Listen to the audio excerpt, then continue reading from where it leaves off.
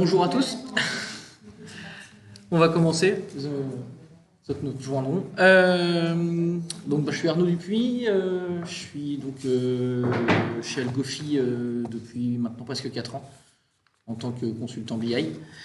Je vais vous faire une présentation globale de la business intelligence au sein des entreprises.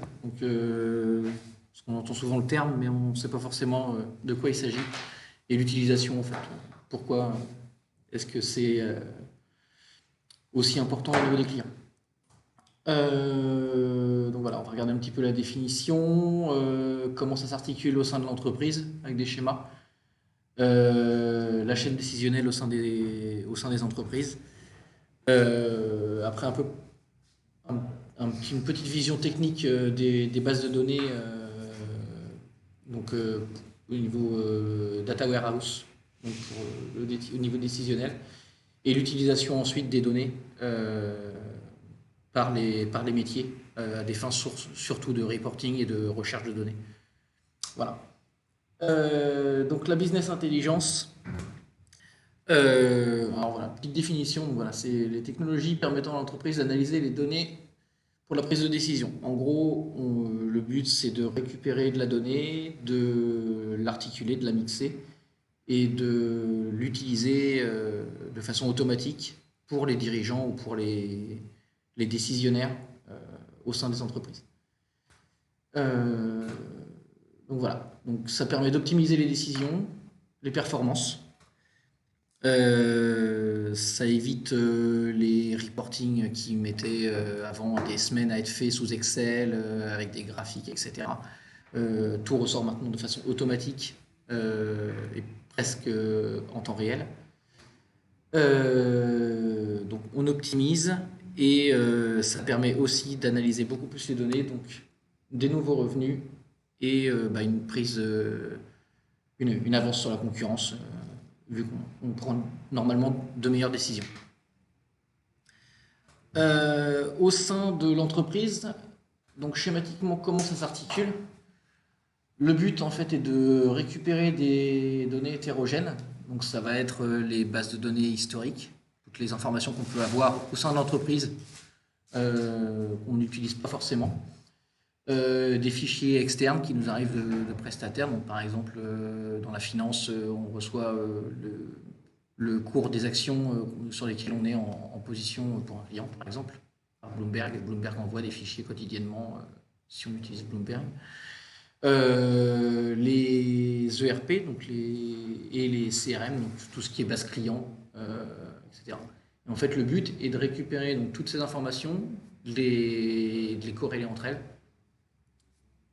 pour permettre ensuite, donc après le mixage de tout ça, de créer automatiquement du reporting pour les décisionnaires, donc que ce soit du reporting en ligne via un intranet, les sites internet aussi, email, Excel pour ceux qui préfèrent pour pouvoir toucher un petit peu la donnée plus facilement, ou ce qu'on appelle les cubes multidimensionnels, on verra ça un petit peu après, les cubes OLAP. Donc on a donc différentes sources de données, on met le tout dans ce qu'on appelle un data warehouse qui peut potentiellement être extrait en plusieurs data marts, donc je vous expliquerai ce que c'est qu'un data mart après. C'est des termes un petit peu barbares comme ça. Donc la première étape, c'est la collecte des données. Donc comme on l'a vu dans le schéma, donc différentes sources possibles. Ça peut être donc des fichiers, des bases de données internes, CRM, ERP, différentes choses. Ensuite, la transformation de la donnée en elle-même, filtrage, l'agrégation, différentes informations. Le chargement donc de ce qu'on appelle le data warehouse, donc la base cible. Et donc ce chargement et cette transformation donc, se fait via des logiciels ETL, donc extraction, transformation et load. Donc vous avez sûrement entendu parler peut-être de SSIS Informatica, Talent, ça c'est des logiciels donc, de développement de toutes ces chaînes, donc qui permettent de lire facilement différentes sources de données, que ce soit des fichiers, des bases, de les transformer et de les charger. Voilà. Euh, Ensuite, voilà, donc ça nous permet donc de récupérer les informations historiques de l'entreprise, de récupérer donc des sources externes et les systèmes internes, comme on l'a vu sur le schéma. On entend aussi beaucoup parler de big data, donc c'est à peu près la même chose, sauf que ce sont des données, on va dire, un peu moins structurées que des fichiers qui nous arriveraient tous les jours. On va récupérer par exemple des logs de sites web avec quel est le trafic, d'où viennent les utilisateurs, qui sont les utilisateurs. On peut aussi fouiller les médias sociaux, donc les likes sur les pages, sur les posts, sur les tweets, les gens qui s'abonnent ou qui se désabonnent d'un compte Twitter, d'une page Facebook. Et alors ce qu'on appelle les third-party data, donc ça c'est via le site web de l'entreprise, du client lui-même. Donc c'est quand vous remplissez un formulaire pour vous inscrire à tel ou tel truc sur internet, ou vous ouvrez un compte sur un site web, via des cookies, donc qui peuvent être stockés sur votre ordinateur et qui prennent vos habitudes de navigation. En fait, toutes ces informations-là sont récupérées derrière, peuvent être récupérées derrière pour être consolidées et ressortir après du décisionnel pour vous apporter, par exemple, de la publicité ou orienter vraiment un marketing vers le cible, vers des clients potentiellement beaucoup plus ciblés qu'un marketing massif, en fait. Et aujourd'hui, maintenant, il y a ce qu'on appelle des données ouvertes, c'est les open data. Donc ça, c'est le gouvernement qui met ça depuis quelques temps en place aussi. Donc c'est des données auxquelles tout le monde peut accéder. Voilà, et qui peuvent être utilisées aussi pour compléter ce qu'on a déjà comme données. Derrière, donc on a le stockage des données donc dans un data warehouse. Alors les data warehouse, qu'est-ce que c'est? En fait, c'est une base de données avec deux catégories de tables. Donc ce qu'on appelle les dimensions, donc c'est ce qui va nous permettre d'analyser, c'est les différents axes d'analyse qu'on va pouvoir utiliser, donc le temps, la géographie, les devises, ça peut être tous les différents axes en fait dont on peut avoir besoin pour filtrer la donnée ou l'agréger. Donc si on veut par exemple filtrer sur tous les clients d'Europe ou de France voilà, on va utiliser donc, par exemple la dimension géographie sur une certaine échelle de temps, etc. Et la deuxième catégorie de tables, c'est les tables de faits. Donc là, c'est vraiment ce qui nous arrive chaque jour. Ça peut être une commande, par exemple, la commande d'un client. Donc on va avoir l'information de la commande avec son montant et différentes informations qui vont être propres à la commande, sa date. Et après, on va avoir toute la liaison avec les dimensions, justement. Donc une commande va avoir une date, va avoir un client qui, lui, va habiter à une certaine adresse et va être donc géolocalisé. Et après, tout permet donc justement de filtrer sur certains axes pour analyser la donnée.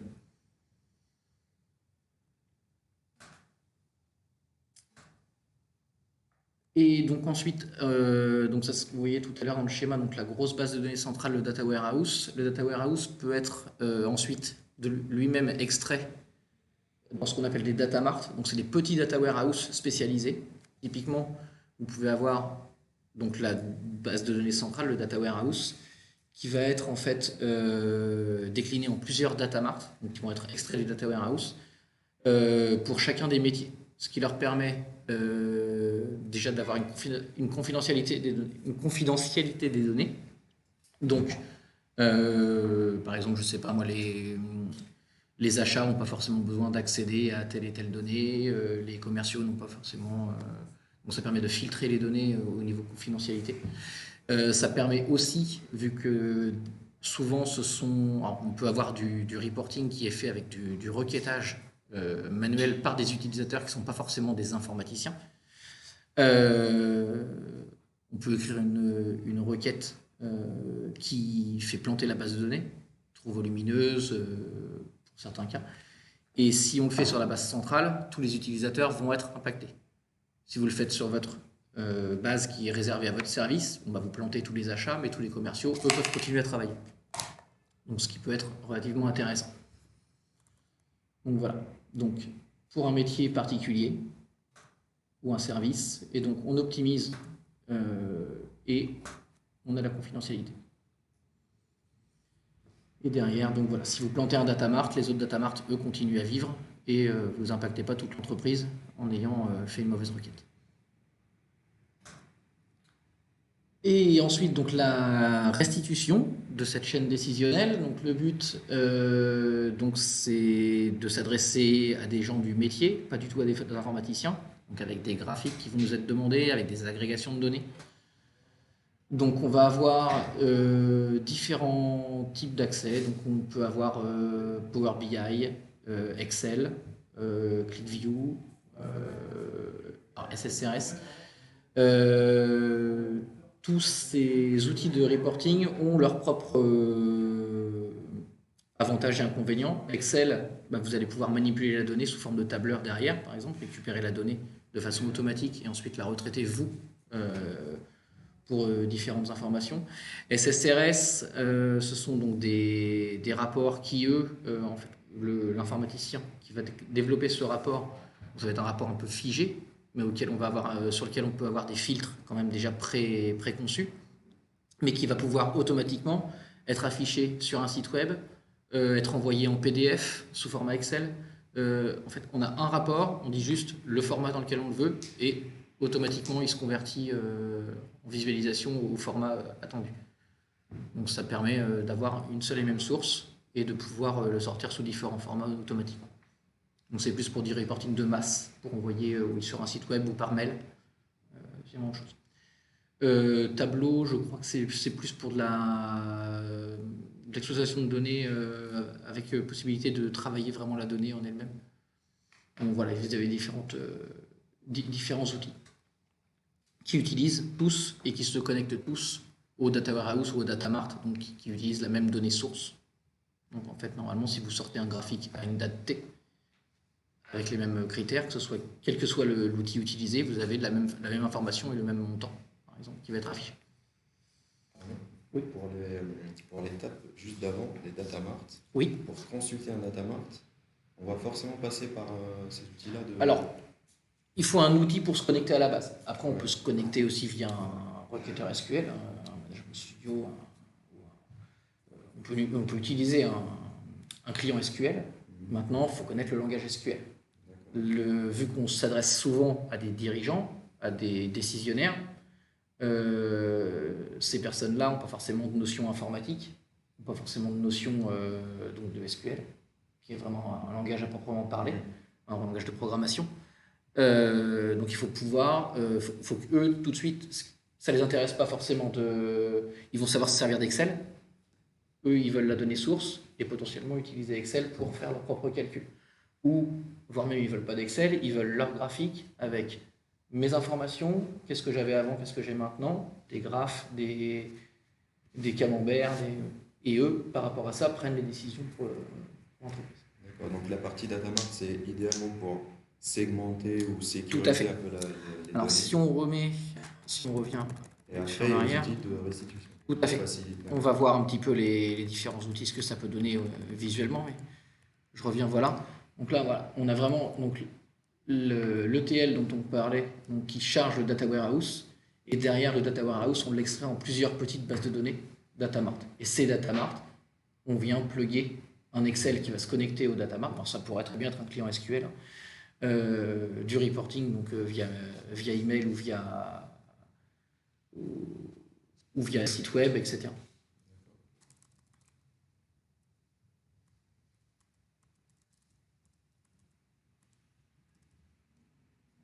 Voilà.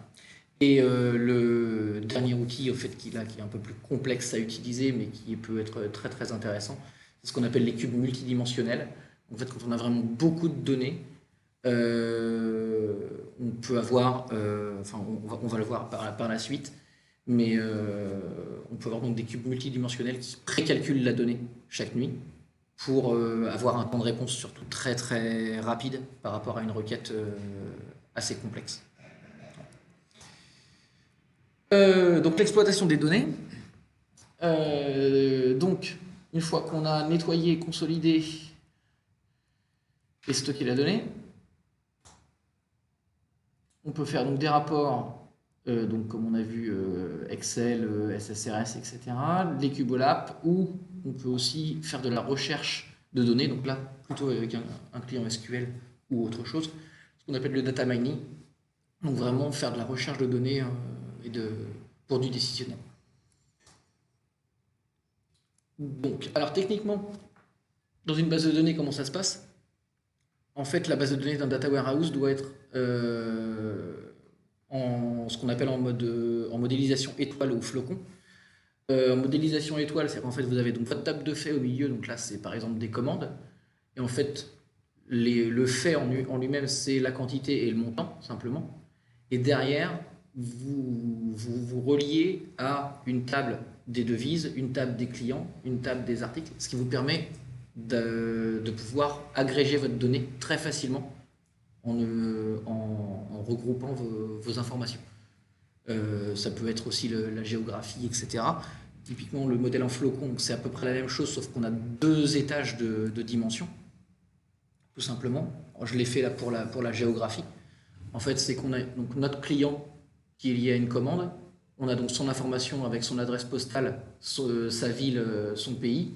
Et son pays, on peut avoir l'information avec un code, une devise, un libellé, peu importe.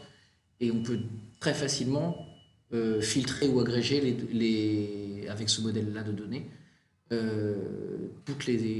par exemple toutes les commandes qui sur une même zone géographique ou sur un même pays ou sur différentes choses. Après, on peut avoir l'âge du client et filtrer sur des tranches d'âge. On peut avoir. Donc là, on est vraiment au niveau de la base de données en elle-même. Hein, vraiment, au niveau du data warehouse ou du data mart. Les Cubolab, qu'est-ce que c'est? En fait, alors, pour les modéliser, c'est un petit peu compliqué visuellement, mais grosso modo, c'est un peu ressemblé à ça. Donc on va avoir 3, voire plus d'axes en fait, de possibilités. Et vous allez donc pouvoir, par exemple, avoir vos informations donc, sur vos montants de commandes par rapport à un axe de temps, à une zone géographique des produits. Et en fait, donc, on fait des précalculs sur toutes les possibilités qu'on a d'agrégation de données. Donc c'est pour ça que c'est relativement long et relativement lourd. Sur des requêtes relativement complexes. C'est un langage de programmation aussi. Mais ça permet d'avoir un temps de réponse plutôt que de calculer à la volée une somme, une moyenne de différentes informations quand la requête devient très complexe. Ça permet de précalculer cette information et dès qu'on fait la demande, en fait, on a tout de suite le résultat, plutôt que d'attendre des fois 1 ou 2 minutes le résultat parce que la requête est trop complexe.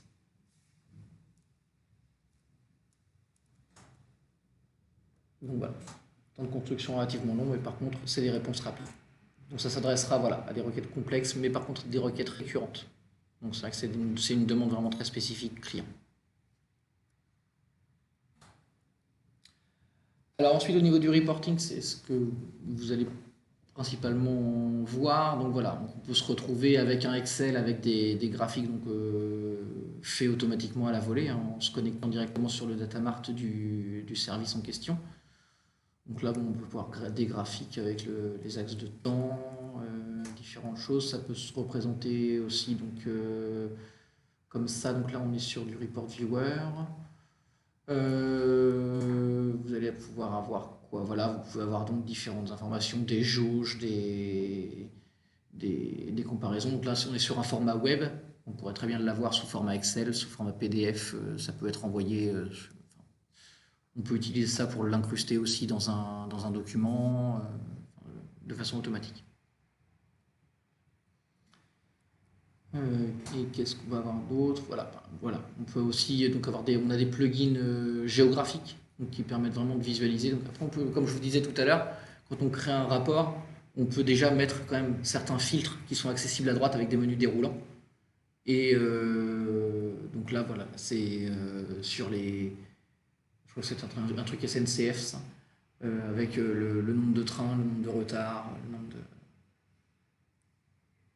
Donc voilà. Donc après, vous pouvez filtrer et automatiquement, en fait, vos graphes s'adaptent à ce que vous voulez visualiser réellement. Et là, jusqu'à cette étape, on n'a pas besoin d'un certain langage ou d'une partie technique. Alors, si, il y a des parties techniques, justement. Là, c'est vraiment une visualisation globale de ce qu'est la business intelligence. Voilà. Après, il y a des différentes parties techniques. Quand on est dans la business intelligence, moi, à mon niveau, je développe du SQL. Je développe ce qu'on appelle des packages donc dans un ETL. Donc, dans un ETL, je vais récupérer le besoin client avec l'endroit où se situent les informations. Et je vais créer des automatismes en fait, qui vont tous les matins, par exemple, ou plusieurs fois par jour, aller chercher de la donnée. Donc, que ce soit dans un fichier ou dans des bases de données, je regroupe. On ne prend pas toute l'information. Pas forcément. On va aller chercher l'information dont le client va avoir besoin dans le data warehouse. Le but, c'est que le data warehouse, ça ne soit pas une poubelle. C'est que ça soit vraiment quelque chose quand même qui soit utile au client. Parce que si on a trop de données, en fait, après, on s'y perd. Il faut vraiment aller au niveau du besoin client. Et le data warehouse et les data marts sont amenés à vivre et à évoluer. On va avoir une table et puis on va avoir besoin de nouvelles informations. Donc soit on va rajouter de l'information dans les tables existantes, soit on va créer de nouvelles tables, de nouvelles dimensions éventuellement, pour différents axes d'analyse. Et derrière, on peut avoir aussi, on a l'information dans le data warehouse, on a un nouveau service qui veut accéder à ce data warehouse pour avoir des informations de façon automatique. On va créer de nouveaux rapports qui vont se connecter soit à un data mart existant, soit à un nouveau data mart extrait du data warehouse pour justement générer ces rapports envoyés par email, disponibles sur un site web, etc.